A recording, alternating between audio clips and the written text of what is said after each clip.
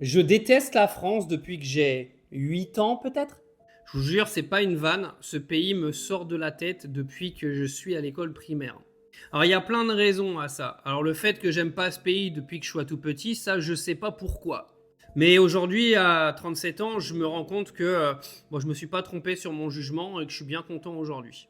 Alors oui, la France est un pays fort de super paysages, etc. Mais il est extrêmement mal peuplé. Et moi, quand je dis que la France est mal peuplée, je parle pas des Arabes. Je parle d'une population très chauvine, très arrogante, très moi-je. Un pays qui pense avoir tout chié, alors qu'au final, il copie tout ce que font les Américains. Ou les Allemands, ça dépend des périodes. Et je pense que c'est vraiment ça qui m'a le plus gavé dans ce pays, c'est la mentalité en fait des gens qui croient qu'ils sont supérieurs au reste de la planète. Et ce qui est bien, c'est qu'en ayant voyagé, je me rends compte que je me suis pas trompé non plus, puisque les étrangers nous voient exactement de la même façon.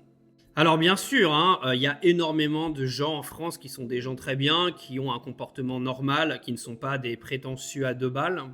Mais le problème, c'est qu'aujourd'hui, pire que quand j'avais 8 ans, les mentalités sont absolument catastrophiques. Alors moi, à la base, j'aimais pas en fait les gens de ce pays. Encore une fois, je mets une moyenne, je généralise pas pour tout le monde, tout simplement parce que je trouvais les gens trop arrogants, trop prétentieux, etc., etc.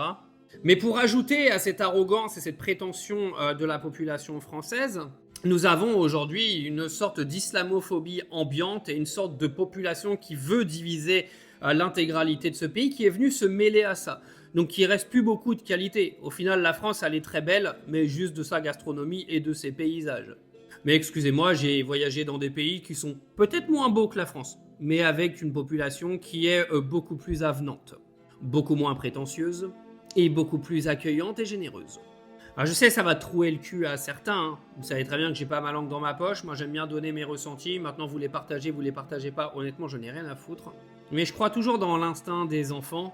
Et mon instinct d'enfant me confirme tout ce que je pense aujourd'hui. Donc c'est parfait.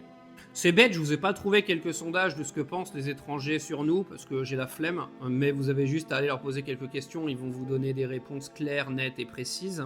C'est justement pour ça qu'il y a de moins en moins de touristes qui viennent dans notre pays et de plus en plus de Français qui se barrent à l'étranger parce qu'ils en ont plein le cul de vivre dans ce pays de merde.